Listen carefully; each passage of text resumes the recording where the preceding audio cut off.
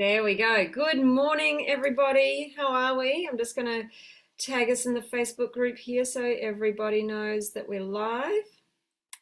Margaret and Terry, hi, welcome. Okay.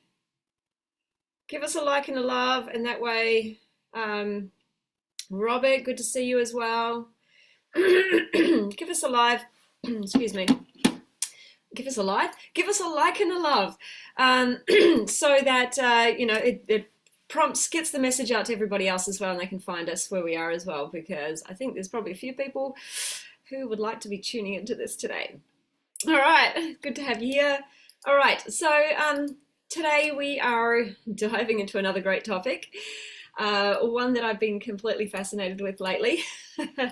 You might have noticed, and that is the topic of ultra processed foods and the effect that they have on our health and on our metabolism, what goes into them. There's some really fascinating stuff going on here that is kind of being hidden from us. So for anybody who might be new to our group, maybe watching back on replay, if you're watching the replay, type in hashtag replay or hashtag after party. That's what one of my coaches calls it, and I love that term, after party. So just give us a like and a love, and tell us that you're here, even if you're on replay. Hey Karina, sorry, hi. Reading that wrong. Great to have you here as well. So for anybody who's new around here, who doesn't know me yet, might be new to the group, I am Karen, the Plant Power Coach. I am certified in whole food plant-based nutrition, also certified health coach and life coach, and I help people achieve their health and their weight goals with the power of a plant-based diet, as well as lifestyle, mindset, and emotional regulation and healing. So, all right, so I want to make sure that you've got my free resources too. At the top of this video, hopefully it went through. Hopefully it's posted okay. If it doesn't, I'll go back and post it again. I've given you my whole food plant-based guide and my weight loss guide. I've given you the links to those. So you just click on those and download those. If you don't see them there, just maybe put a note and I'll send them through to you. Or I'll go back and pop them into the body of this video when it's done. And just a quick note too, before we dive in, next week I'm starting my next 5-day challenge, and it's called Becoming Plant Powered, or Become Plant Powered. So this is for you if you are not yet plant-based, not yet whole food plant-based, and want to be predominantly whole food plant-based. You might be just at the beginning of your journey, or you might be just kind of resisting that, and you can't quite get yourself going, and you would like some support to get yourself on a roll there, and get yourself on a roll with doing a couple of really key habits that are going to create that success for you long term. So for 5 days, you're going to work with me, and I'm going to help you set yourself up for success. I'm also going to help you understand, obviously, what you are doing, what you need to focus on, but I'm actually going to help you go through the process of creating your own plans for success. And I think once you've been through this process once, you start to learn how to do it in a way that is effective and is going to work for you. All right, and this is going to help you take that next step forwards. All right, so if you stay till the end, I'll talk a little bit more about that, how it's going to work, and we can get you booked in if you are interested in that. Okay, but just for now, I'm going to have my green smoothie. Let's dive into this.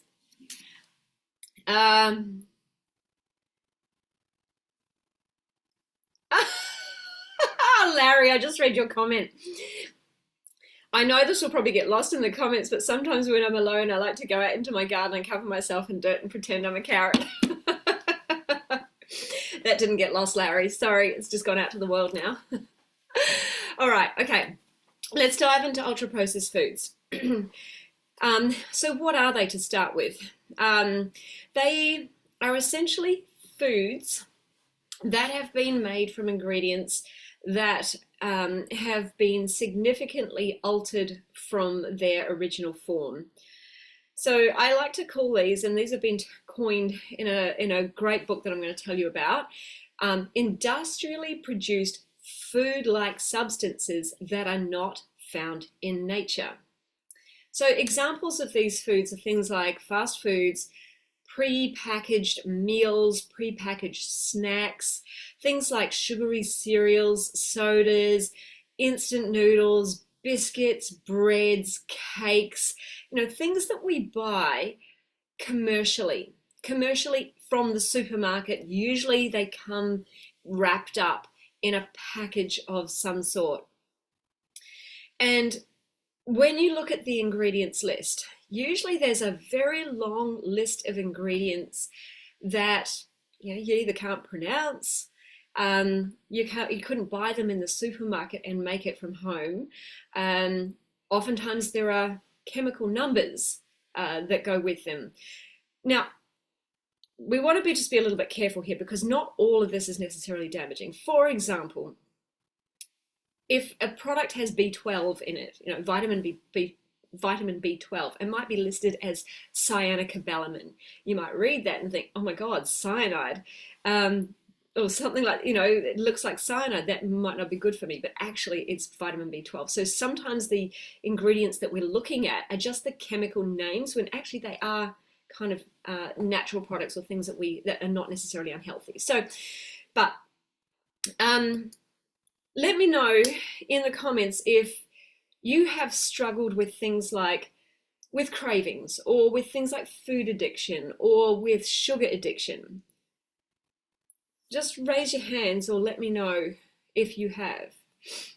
I know for a period of time in my past, I struggled with sugar cravings, sugar addiction. At one point in time, I was actually eating sugar out of a bag at home, icing sugar, like not real sugar, icing sugar. This is, a very produced sugar. And it made my cravings for ultra processed foods, so things like cookies, like I would chocolate biscuits in the supermarket. I would walk down the aisle every single day and I'd be like, oh, I really want some. It would be like really hard to walk past that aisle and not put a packet of these. They were vegan, don't worry. Then they were gluten. Not that I care about gluten myself, but they were in the special aisle for vegan and gluten-free products. But so there was still, but they were ultra processed, and it was this chemical sugar addiction. Excuse me, I'm just going to put my put this tab on mute here so that you don't have to listen to me pinging all the time. Mute that tab. There we go. All right. Hang on. That didn't work, did it? Yes, it did.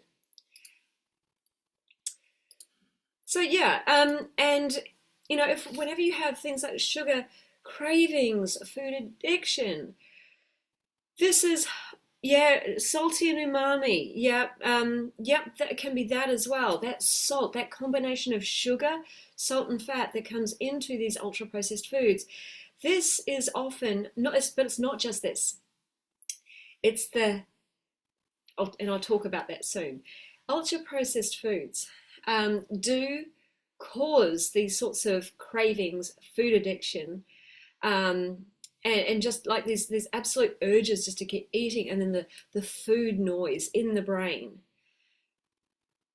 So let's just look at, to start with, the health effects of ultra processed foods. Now,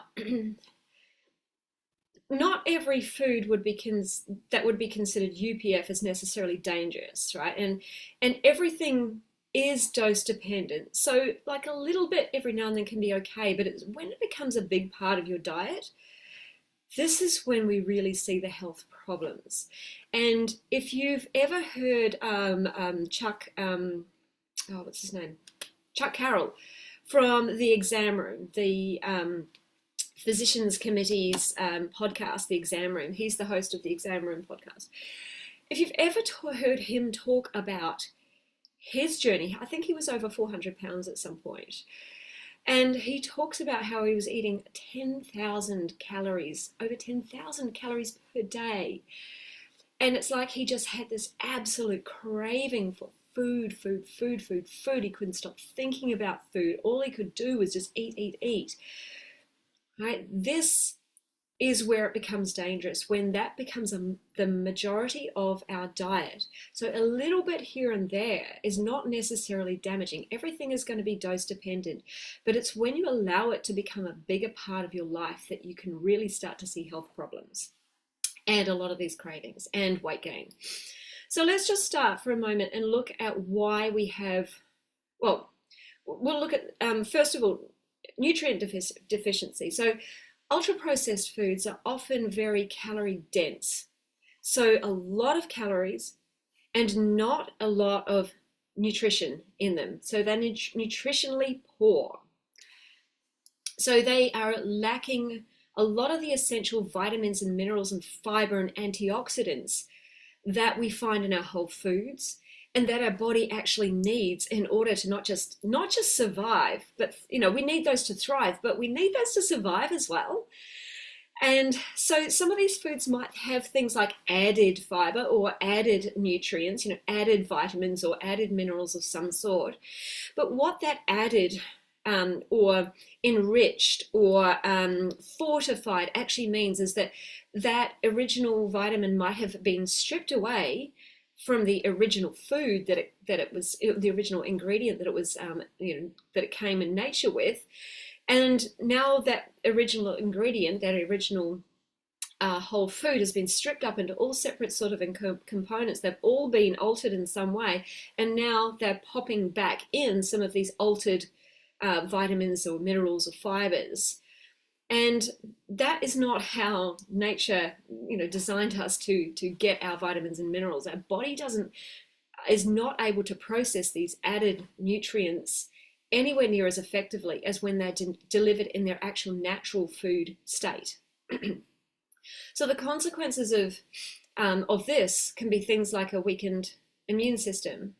It can be poor digestion, and it can be low energy. And cravings, guys, cravings. Your body is always trying to resource itself with what it needs. And so if your diet is high in these ultra-processed foods, you're not delivering the vitamins, the minerals, the antioxidants, the fibers, everything that your body actually needs to survive in enough doses. So you get more cravings to eat more food because your body is trying to just get the basic resources that it needs to survive.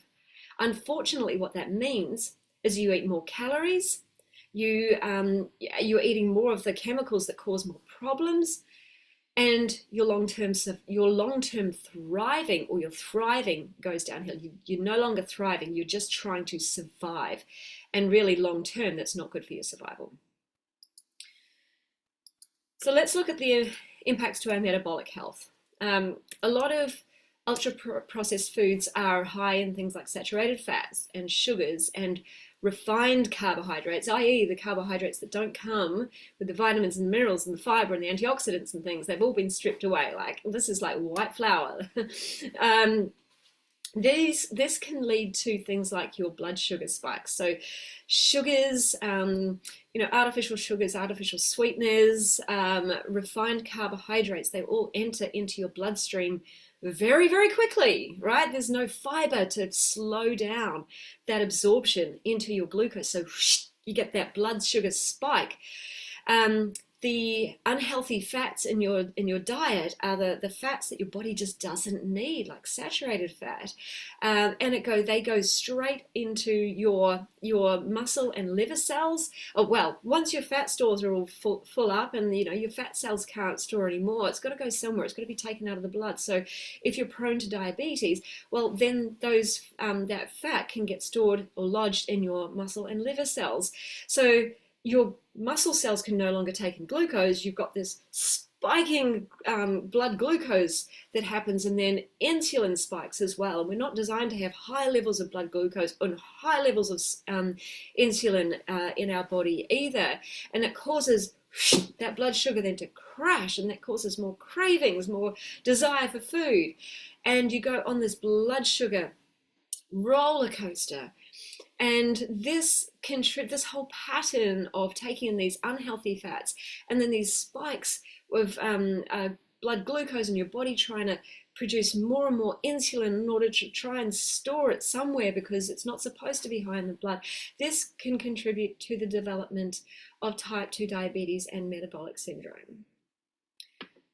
So this is definitely not healthy for our body. Let's look at gut health. A lack of fiber. A lack of fiber in this diet. So fiber, we know, feeds our healthy gut bacteria. So when a diet is high in these ultra-processed foods that lack fiber, guess what? We're not feeding our healthy gut bacteria. In fact, we're feeding harmful gut bacteria.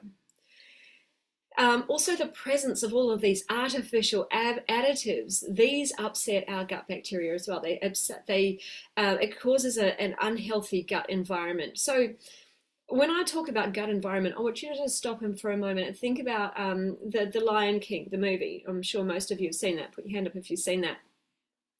The Lion King, when Mufasa, the lion, he's in charge of the jungle. Remember, it's all about the circle of life. It's all about just taking what we need. It's just taking a little bit here and there and allowing all life to thrive in the jungle. But when the hyenas kill him, and then they start to take over, guess what happens? They take and they take and they take and they take and they take and they kill everything. And next minute we've got this wasteland. Everything is just dead. They've upset the balance of nature.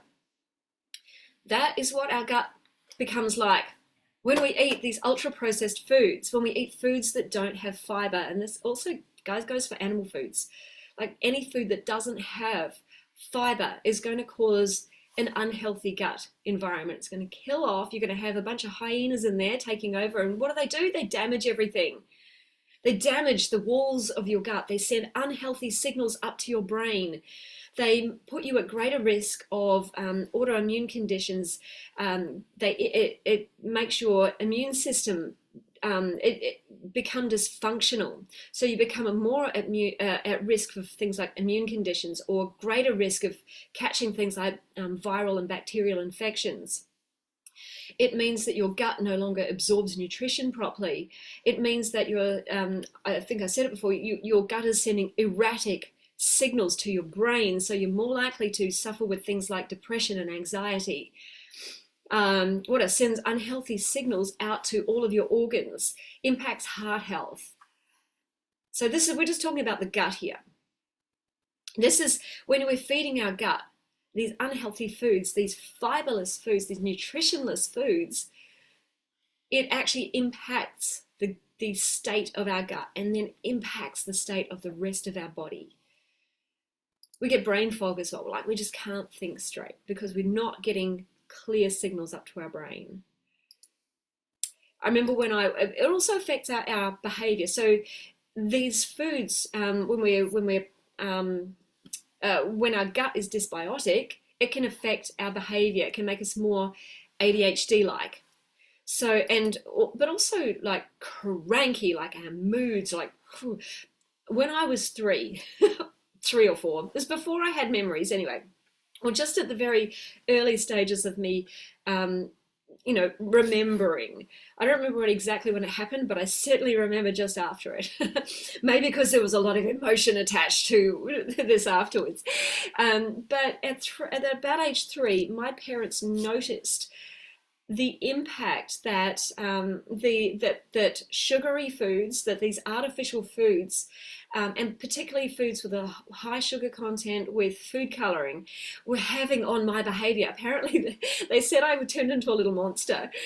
And so they took me to the doctor and they questioned the doctor, and the doctor said, it's got nothing to do with food. They obviously just thought I had some sort of mood disorder, or I don't even know if ADHD or ADD was a thing back then. But the doctor wanted to medicate me. Now, what do we have today? We have a society full of medicated children who cannot focus, who cannot function. And that's not right. It's the food. And I'm so glad that my parents did not listen to the doctor. They were like, no way are we putting our child on medication. She's 3 years old. And so at home, no crap. None of this processed food. Everything became homemade. Our breads, our cookies, our cereals. Sure, we had animal products in the diet. And sure, we had things like the sugar, but the sugar was raw sugar. So it wasn't even the white table sugar.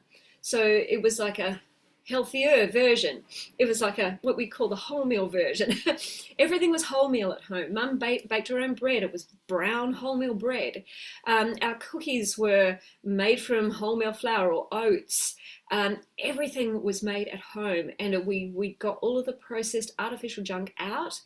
And they noticed the difference. Now, when I went to parties, kids' birthday parties and things like that, of course, I got the sugary treats and I'd be off the wall again. When we went to the grandparents, of course, they'd give us ice cream and lollies and things like that, and it turned us into little monsters again. But generally at home, they kept it out of the home. And I am so thankful to this day that I learned those lessons. As a child, I was cranky at my parents. Yes, I was like, all my friends get to eat white bread with sprinkles. It's not fair.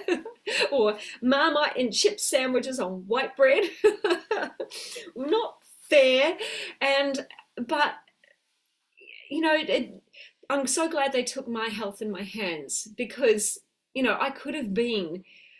it could have really significantly impacted my learning, my brain, my learning ability as a child if they had kept me on those foods. So for any of you out there who might be parents who are worried about your kids complaining about taking ultra-processed foods out of your diet, just think of them as an adult and how thankful they are going to be that you took that out. That you took that out of the diet and allowed their brain to be able to develop properly, to be able to focus and function at school, right? They can have their little tantrum. I had my little tantrum, don't you worry. But I learned the lessons. They just kept educating me on the benefits of fiber. I didn't even think they really knew the benefits of fiber back then. Mum thought it was just about digestion, keeping the digestion going. I don't think she fully recognized, it's only really coming to light these days about the full benefits of fiber to the whole functioning of our body.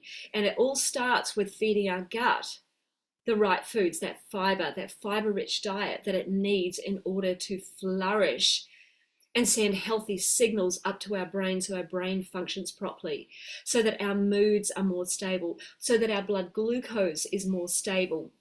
We're not erratic, so that our immune system functions properly. Guys, 70% of your immune system resides in your gut. Your immune system takes its orders, its instructions from your gut. So you want healthy signals going out to your immune system. Your immune system needs to know what really is the danger and what is not.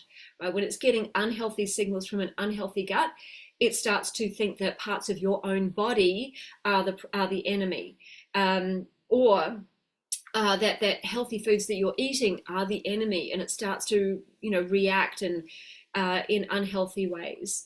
And 90% of your serotonin is made in your gut. That's your happy chemical. So when your gut is healthy and happy because you're feeding it lots of whole fiber, you're going to be happier in life. Your moods will be more stable.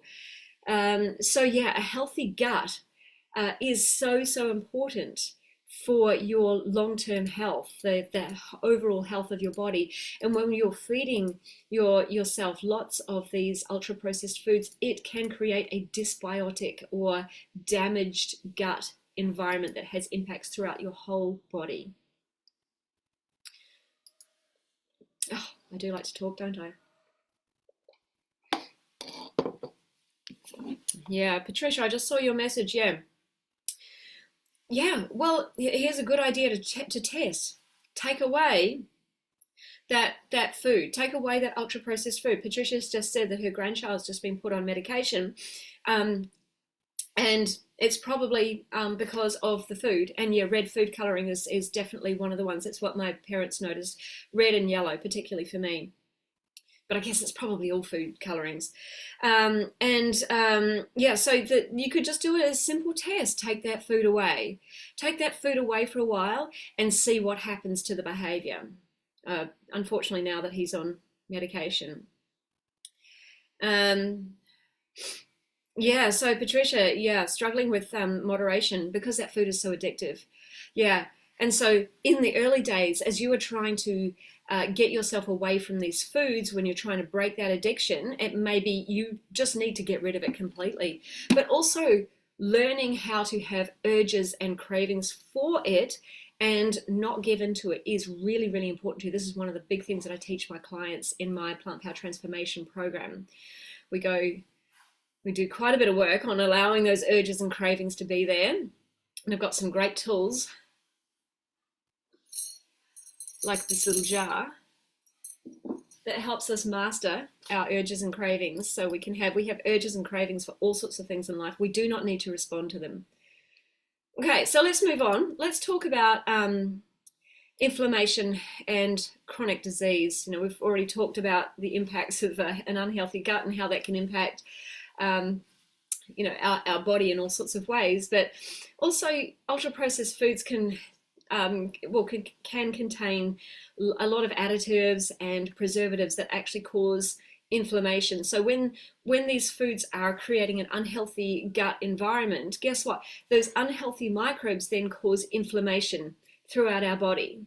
And then inflammation obviously is linked to things like heart disease, to hypertension, to certain types of cancers as well. All sorts of conditions around throughout our body. And also we know that chronic inflammation hinders our weight loss efforts. So, if you are wanting to lose weight and you're feeling like you're chronically inflamed all the time, looking at some of these foods and looking at the impact that these foods are, can be having on your diet is really, really important. Karina says, hi, Paul, how are you? No, Karina doesn't say that, I'm saying hi. Yeah, Karina says, I see food in a whole new way. And right now, I see and know so many people eating this junk and worst of all giving it to their small children, but I have to keep quiet and say nothing, but I can see the impact on children. They're overweight and it's the food. Yeah, it's sad that people don't see this and look at what they're giving their kids, and it's a shame. Yeah, same. I look at food in a whole new light now too, and I I see what people, we all go to the supermarket. We all, you know, um, we all have a look at what's in each other's trolleys, and I see the majority of what goes into people's trolleys these days. And, I see the tiredness. I see the drudging through life. I see the people like this and, buying their ultra processed, pre-packaged meals because I'm so tired and I can't cook. Unfortunately, that food is leading them to feel that way. The foods that they're putting in their basket, the foods that they're choosing, are leading to that, like that breakdown of their health. But because of the breakdown of their health, they feel like they don't have the energy to. Well, I'm assuming this is what I hear a lot of people talk about, but it's when we break down our health, when we don't have thriving energy, we don't have the energy to cook. And so we end up making more poor choices and we spiral further and further down. But also, you look around, there's so much ultra processed food out there, and just seeing everybody just go straight for it. Now, like I say, once in a while, if you've got a good relationship with your food, can be okay if you're making intentional decisions. But if you don't have a good relationship with food, then we've got to start working on that relationship and getting that food out of your diet. All right, so we've looked at the effects on health. We've sort of kind of started to touch on weight, but let's look at the effects on weight. So first of all, calorie density. UPFs are very high in calories, but they're very low in satiety. So, when they're very low in nutrition, low in fiber, they don't fill us up. A small chocolate bar might be 200 calories, and yet takes up no space in our stomach. There's no fiber in there. There's no water in there. There's no vitamins, minerals, antioxidants, polyphenols. There's nothing that's going to nourish our body. It's just a bunch of calories. Calories that have a terrible impact on our health, but also lead us to overeating. Right? We need our stomach stretch receptors to be activated, i.e. we need to fill our bellies for us to stop eating, for us to feel satisfied, or I'm going to say satiated, because to some of you, satisfied means brain satisfaction. No, I'm talking about satiated in your belly. When your belly feels satiated, we stop eating. But you can be eating a lot of these ultra processed foods and taking in a lot of calories, and because they're so fiber poor, water poor, they don't fill up your belly. And so that leads us to searching for more and more calories. So not only is it that addictive nature that causes the cravings, it's just they don't fill us up. They don't satisfy our stretch receptors. So if you think about this, 100 grams of chips, crisps, wherever you're from, right, is around 530 calories. Whereas 100 grams of strawberries would take up a lot more space and is far less calories, 33 calories on average. So 100 grams of chips would not take up much space in your stomach. They've been ultra processed, got sugar, salt, and fat in there. You can just down a bag in no time, and 500 calories gone, 500 calories down. And yet 100 grams of strawberries is 30 calories, 500 calories less. And this is really important to note because we eat the same volume of food, the same weight of food every day.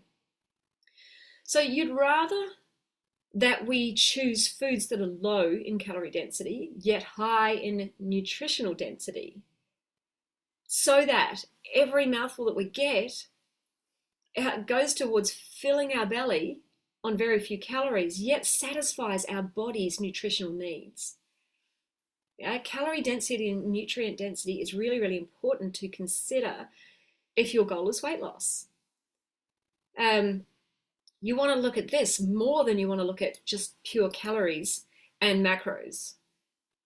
The whole calorie macro counting thing is just bullshit, because there's quality and there's good quality and there's poor quality within each of those camps.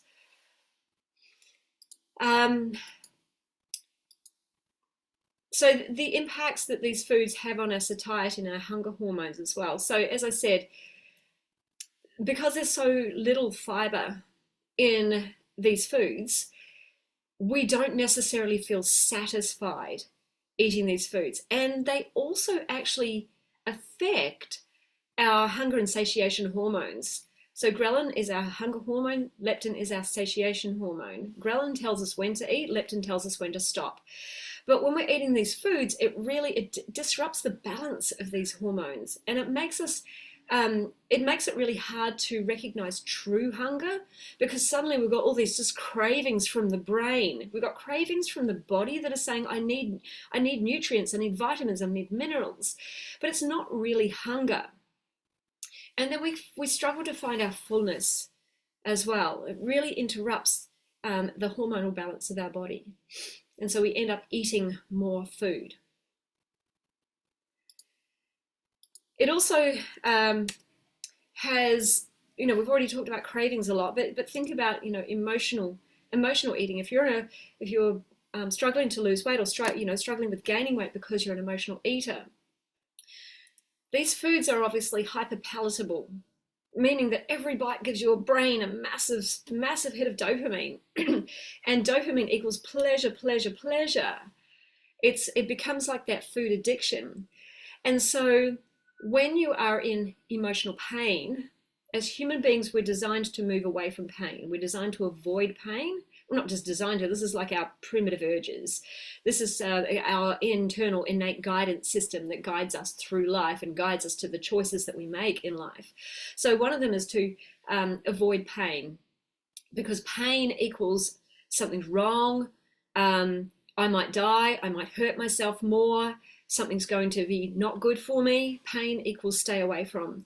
Pleasure equals good for me, equals good for my survival. I'm safe, I'm comfort, this is good. Keep doing this. So when we're in emotional pain and we put that, whatever it is, that food, that chocolate, that biscuit, that cake in our mouths, we go from pain to pleasure fast. And because we get that dopamine, our brain is now recognizing, oh, I'm safe. We just got pleasure. That means we're no longer in pain because we're experiencing pleasure, and it switches off that stress response. And it temporarily brings our body into a place of feeling safe, right? But, so that, emotional eating is something I teach my clients about a lot too. And I teach them about what is actually going on within their body, and tools to be able to break these patterns, and learning some healthier tools in order to be able to, because emotional eating is just a habit too. But this is where ultra processed foods come in, and it keeps perpetuating the cycle, because one, you're not getting to the root cause of why you felt that pain in the first place. You're just shutting it down with food.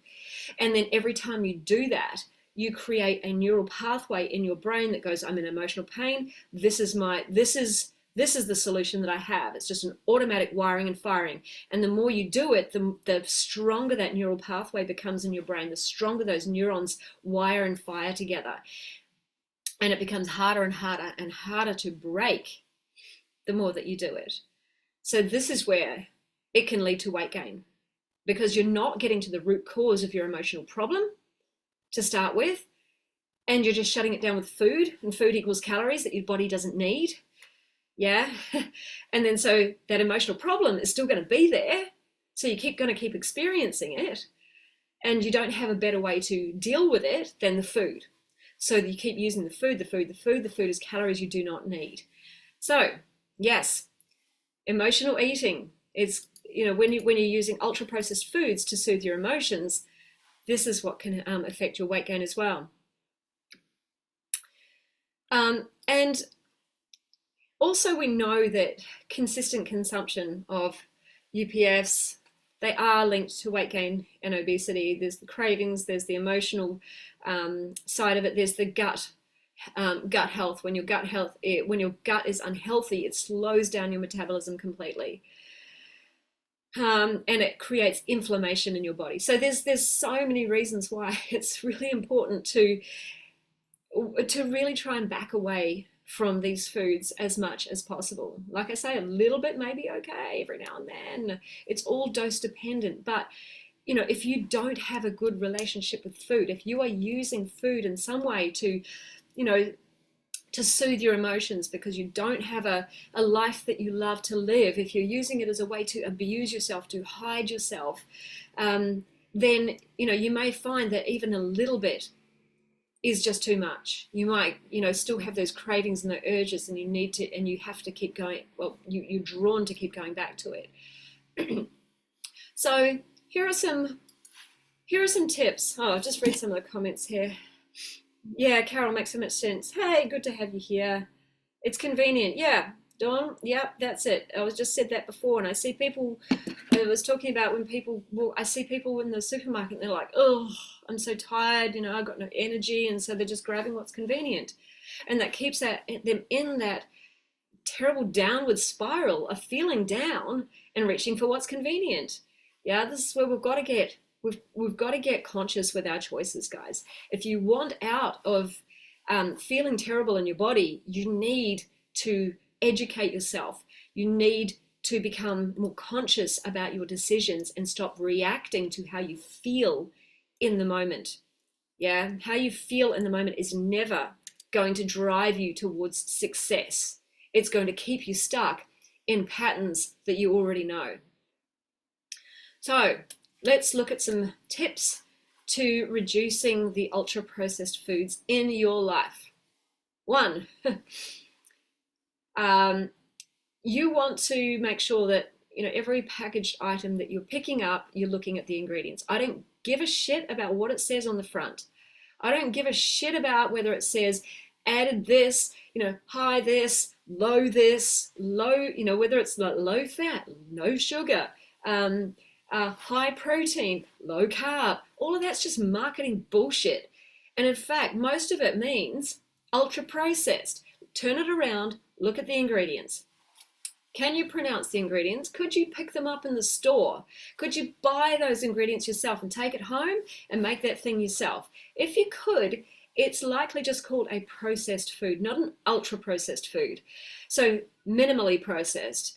So, even if it has something like sugar, like it actually has the word sugar, not, some chemical name for a sugar, a sweetener, or oil, and not some chemical name for a processed fat, even if it has those two ingredients, that's a better choice for you than the ultra processed one, than the version that has, ultra processed refined sweeteners, or ultra processed refined fats, emulsifiers, and things like that. So if you could pick up the ingredients and take them all home and make that food in your kitchen, then that is a better choice for you. Ideally, if your goal is weight loss, you want to make sure that it doesn't have added sugar or salt or oil, or making sure that the salt is very, very minimal as well. All right, because we know that sugar, fat, salt combination is also addictive. So look at the ingredients on the back. There's all sorts of chemical names for all sorts of ingredients, and you can get to know what those are. I've got a big list that I give to my clients so that they can start getting to understand how to read food labels themselves. And you want to prioritize foods that are whole foods with minimal ingredients, either minimal ingredients or go to just the grocery department. Like, if the only thing that you're buying in a packet has one ingredient on the back, and that is brown rice, or that is black beans, or right? So where the packaged product is just one ingredient or very few ingredients, prioritize those whole ingredients. Sure, they may not taste as good to start with. All right, this is your dopamine receptors. This is your microbiome. Your microbiome and your dopamine receptors will adjust. They've all normalized to the foods that you are eating. They have all adjusted to the foods that you've eaten. Because now, if you're eating foods that are that are very palatable, then your brain has to regulate dopamine. So if first time you put something very sugary in your mouth, your brain goes, whoa, whoa, whoa, too much. And it has to down-regulate dopamine so that the next time you eat it, you don't get such a high spike. But what that means is when you put an apple in your mouth, it's like, ooh, bland. You put a carrot in your mouth and you can't taste anything. Right? When you get the sugar and the ultra-processed foods out of your diet, guess what? Your dopamine receptors normalize, and you can start to taste the sweetness and the beauty and the taste of natural foods again. Your whole microbiome changes. Your food preferences are not based on what you like. It's based on what your microbiome is currently processing, what they want. So if you're eating foods that are ultra processed, guess what? You've got microbes that are there specifically to process those foods. So if you feed them broccoli, if you feed them spinach, if you feed them vegetables, they're going to go, that's not our food. Get rid of it. Don't like that. But if you keep persisting with eating broccoli, spinach, carrots, whatever, soon you're going to develop the microbes that will eat those foods. And your whole microbiome is going to go, oh, that's it. Beautiful, tasting. We love that. And then you're going to put some sugar in your mouth and they're going to go, oh, too much. Get rid of that. It's disgusting. Your whole taste buds, your microbiome, your dopamine receptors will adjust when you make those changes. So you want to, as much as possible, start looking to make healthy swaps. Replace those sugary snacks with fresh fruit to start with, or some homemade whole food snacks. Choose whole grains over refined grains, i.e. brown rice over white rice, wholemeal pasta over white pasta. Just start to get a lot of those refined grains out of your diet and choose whole grain products instead. Wholemeal bread instead of white bread. It's all going to start to have an impact on your gut health, your microbiome, your dopamine receptors.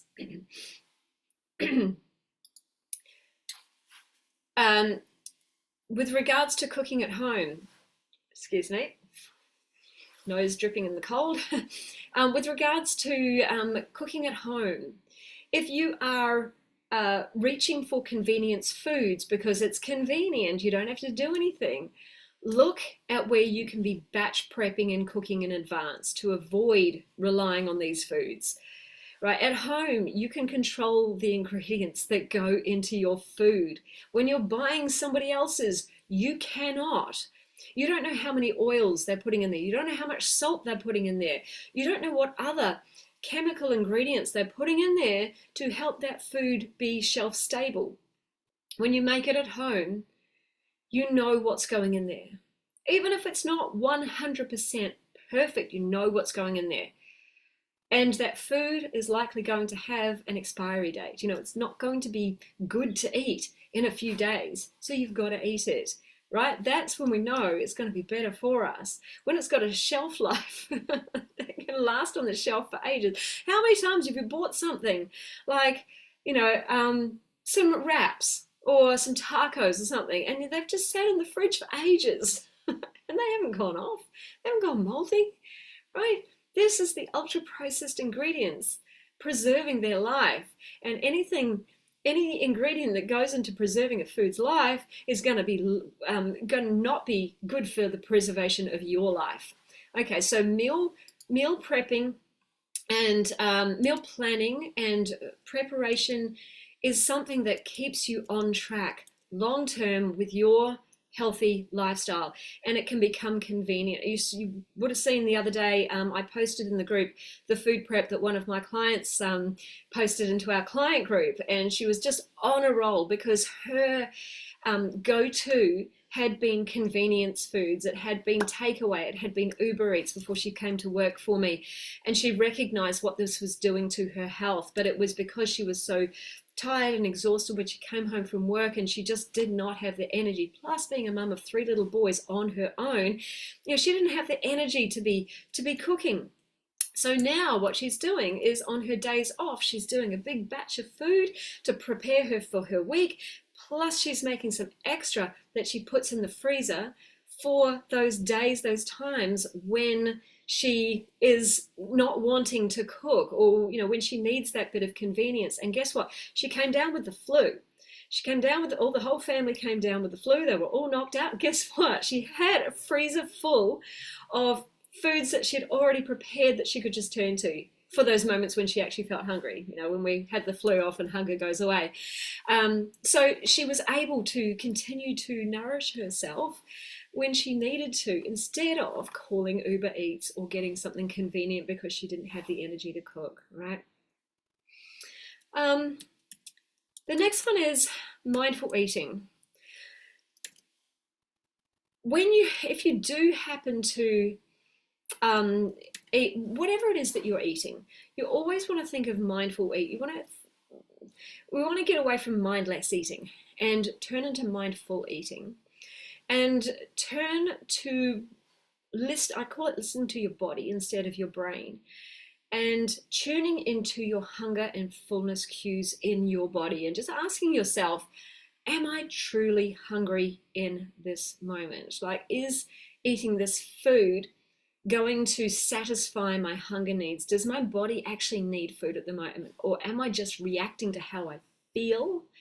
And that doesn't have to be emotionally low. It doesn't have to be meaning like I'm going through some negative emotion and I need to calm my nervous system. It just means, oh, I've had an urge, I've had a craving, I've had this feeling that I need to have that food. So when you practice more mindful eating and listening to your body, you can start to stop some of this mindless eating. Because let's face it, nobody needs this ultra processed food. Our body doesn't need it. but also slow down as you're eating. If you are eating some of this is what I do now. If I ever, I do occasionally indulge in a little bit of chocolate, especially when I go home to New Zealand and I bring back, there's a Whittaker's stand there at the airport. Whittaker's is a New Zealand brand of chocolate, and their dark mint chocolate is all vegan. So I often just buy myself a little block, a rather large block, but it takes me weeks to get through now. Whereas once upon a time, it might have been gone in a couple of days. Now I practice mindful eating with that, and I just break off a couple of cubes at a time, and I eat it ever so slowly. I take little bites of each cube and I just suck it slowly, and I just feel it melting in my mouth, and I really taste it. And you know what? After a couple of cubes, I'm like, that's it. I'm done. I didn't just chuck it in my gob, chew, chew, chew, chew, chew, and then it's gone, and I didn't really experience it, and so I'm off to get more, right? If you slow down and savor each bite, you can be done in less time. You realize that actually, yeah, I'm done. Don't need any more of that. You really start to taste it. Okay, but setting your environment up for success, starting to read labels, choose healthier options in the store,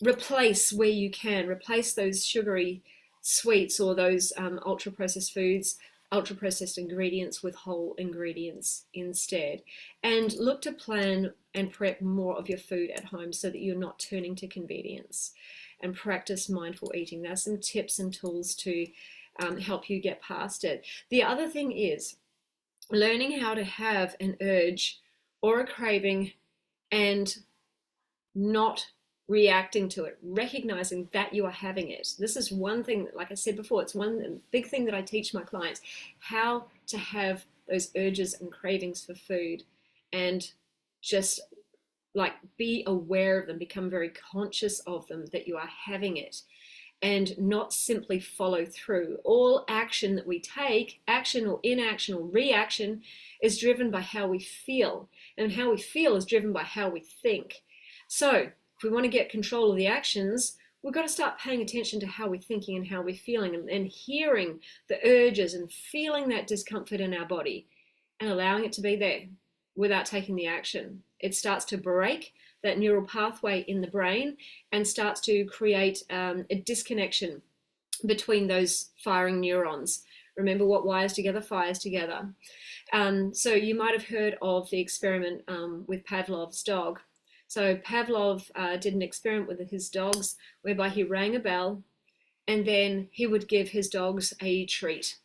And so over doing this a few times, the dogs started to associate the ringing of the bell with getting a treat. So in between, they started craving. They started drooling, waiting for their treat. Right? This is what your brain is doing in these situations. Your brain is going, oh my God, I'm around that food, or oh my God, it's that time of day, or oh my God, like I'm running late, or oh my God, I'm having an emotion. There is a cue that causes a craving in your brain to go seek a reward. And then that craving is that feeling that drives the behavior that you take, the action that you take next. And that action is seeking the reward, going to get the reward. And then the reward that you get is the dopamine, the pleasure that you get, or the satisfactory outcome from eating that food. So when you allow yourself to have the cue, the time of day, the emotion, whatever it is, and then the craving, when you allow yourself to have that, you recognize what's going on and you don't seek the reward. You stop, you change the action, starts to break the wiring and firing neural networks in your brain. That is what's going to get rid of those cravings and urges forever. That's what I teach my clients. Right? Very, very powerful. It's helped me get rid of so many cravings. And it's helping my clients as well.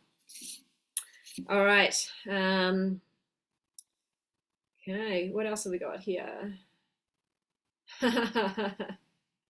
Awesome, Karina. Natural favors. Good question, Patricia. It means completely unnatural. It's not natural. It just means that it's supposed to taste natural. It means ultra processed.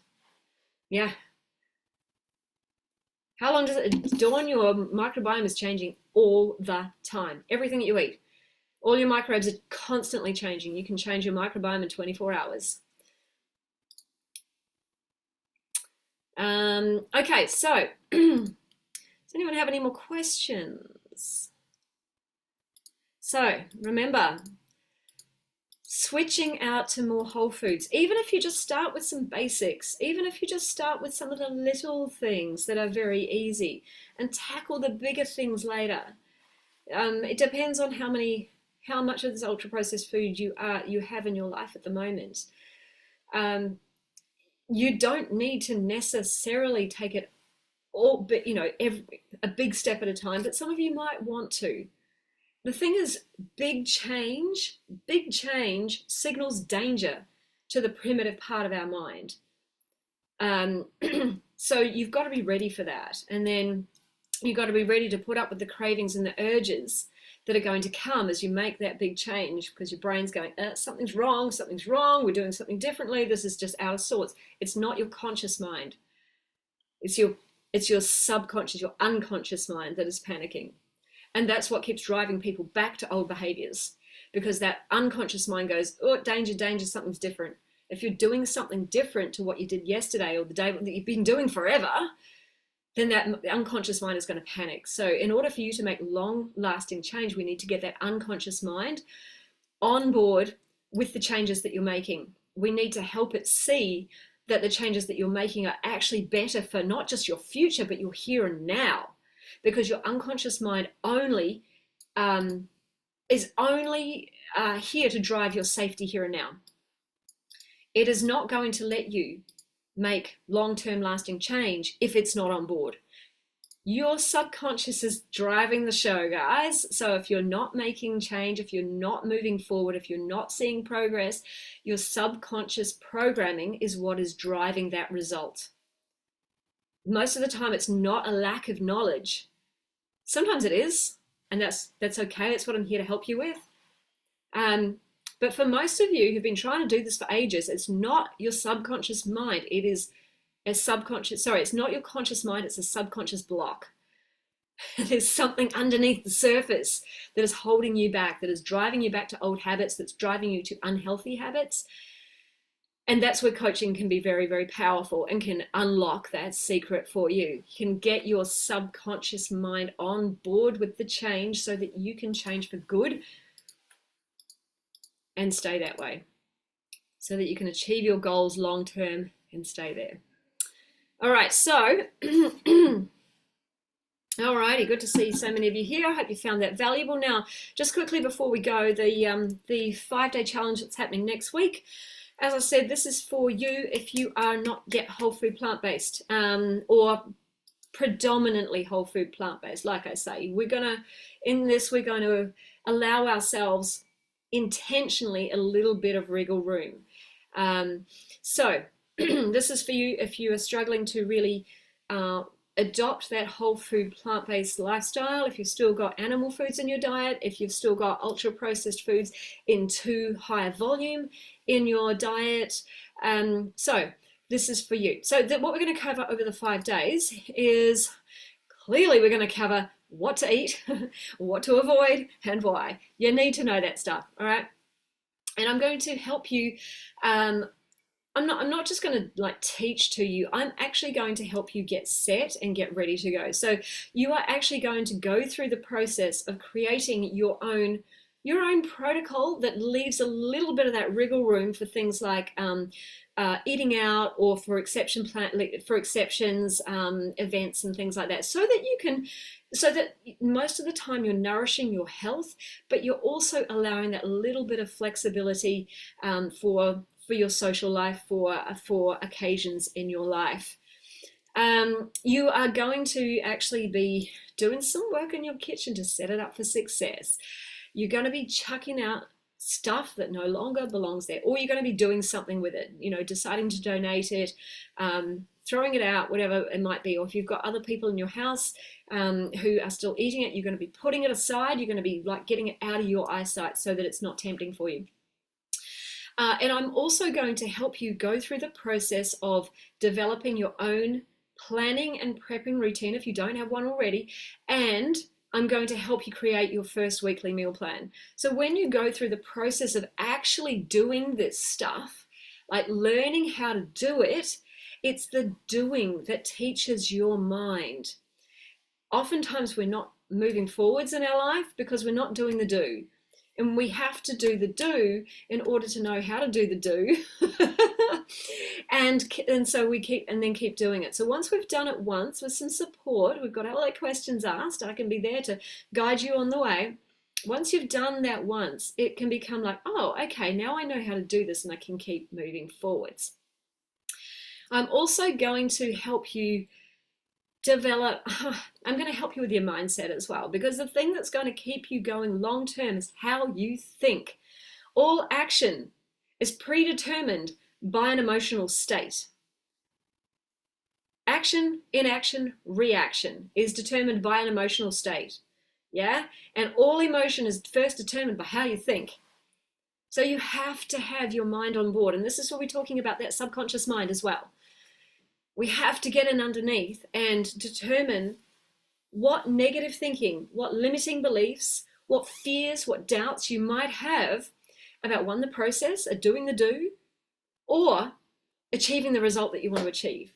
When there's any negative thinking, limiting beliefs, fear, doubt, worry, it's going to create negative emotion, resistance. You will sabotage. You will resist making change. You won't move forwards. You would actually take action that takes you in the wrong direction. You will sabotage yourself unless you've got the thinking correct. So we're going to do some work around your thinking, and we're going to help you start to shift your thinking and set up a mindset for success in the future. All right, so when is it? We start next Monday, so this very time next week. For me, it's Monday anyway. So it's 10 a.m. my time. It's 10 a.m. right on the dot right now for me. So it'll be Monday the 12th for me. So that's 10 a.m. my time, Australian Eastern Standard Time for anyone in New Zealand. That would be 12 p.m. on Monday. For anybody in Western Australia, that would be 8 a.m. For anybody in the US or Canada, we're going back to Sunday evening. So that would be 8 p.m. Eastern Time or 5 p.m. Pacific Time. You guys can work out all the bits in between. If you are in the UK or Europe, sorry, it is going to be in the middle of the night for you. However, for anybody who cannot make those times, those days, do not worry. I'm going to record all of the sessions and you'll get the replay so that you can watch it back. But I am making sure that you watch it within 24 hours because you want to stay up to date with the actual trainings. Once you start slipping behind, you go, oh, I'll catch it next week. Sorry, they're gone. You're going to miss out. So if you want to be in for that, and even if you can't make the calls, I'd love to hear from you. Just put your hands up in the comments. All right, so we've also got a group chat going as well. So particularly if you can't make those live calls, the group chat is a great place to get any support, get any live support from me.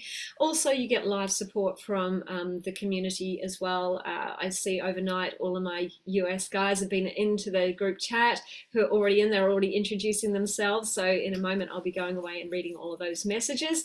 Plus, I know I've got a bunch of messages from people overnight who are interested in details. So if any of you are watching this, don't worry, I'm going to jump in after this live and get to your messages too and get you booked in. All right, so the spaces are filling up. So if you are interested, please do let me know. Either message me, I'm interested in the whole food plant-based training, or drop that in a comment below. For those of you who are not Facebook friends with me yet, I suggest that you send that message to me, because if you drop it in the comments and we're not friends, if I message you, it's going to go straight to your spam folder and you won't see the message. So this is the way Facey works these days. Even if you have the functionality on your profile for me to send you a friend request, the way Facebook's working with me at the moment, it's like, no, you don't know this person, you can't send them a friend request. Algorithms. Anyway, so just to let you know, I'm not ignoring you. I don't not want to be your friend. I do want to be your friend. So either friend request me or DM me, because good old Facey is blocking me from sending friend requests to people who come into my group. So, and it is limiting, all the messages that go through. They just end up sitting in your spam folder. You never see them. So I really want to help you here, guys. If we're not friends, you message me or you friend request me. But if we are friends, by all means, put a comment put a note into the comments there. I'm interested in the whole food plant-based training, and we can have a chat about that, and I'll send you some information on that and see if it's right for you. And I know Dawn is already locked in. Yay! Awesome, Dawn. And Patricia, yes, I saw your message overnight. So we will get you interested. We'll get you locked into that in a moment. But yes, for any of you, any other ones, by all means, Carol's already in. Yes, Carol Stinton's already. Paul's already in. That's awesome. Lisbeth's already in as well. Fantastic. I know a lot of you who've been on here are already in, so that's fantastic. Great. Good to see you guys here live today. All right, that's it from me. My back's getting sore from standing up. I'm getting hungry because I haven't had my breakfast. I'm going to sign off now. And yay, Dawn. Yeah, me too. I'm actually really looking forward to this one. I think this is going to be really good. And I will catch you all. There won't be a live next week because I've got the challenge. Oh, but I do have a special one coming up for you this Thursday my time. It'll be Wednesday evening for the US as well. I'm going to be talking to an amazing coach, and her name is Kate Galley. So she is another amazing plant-based health coach and personal trainer who lives in Sydney. She's got a fantastic podcast that I love. She has spoken to all sorts of experts around the world, and I'm super stoked that I'm going to be interviewing her inside the group. In fact, I think she's even a member of our group on Thursday my time, so Wednesday for US Canada folks. So look out for that. I'll be setting up that event shortly as well. And so if you want to come and hear her speak, and she'll be talking about her story. Plus she's got this amazing journal that you might want to buy. It's fantastic. I just saw a little copy of it yesterday, and I'm looking forward to having another flick through. It's absolutely fantastic. So that might be really helpful for you guys as well. Anyway, I will see you for now. If you guys got no more questions. I know this is I know this live stream takes a long time to get through, but yes, I will sign off now, and I'll chat to you all again soon. Ciao for now.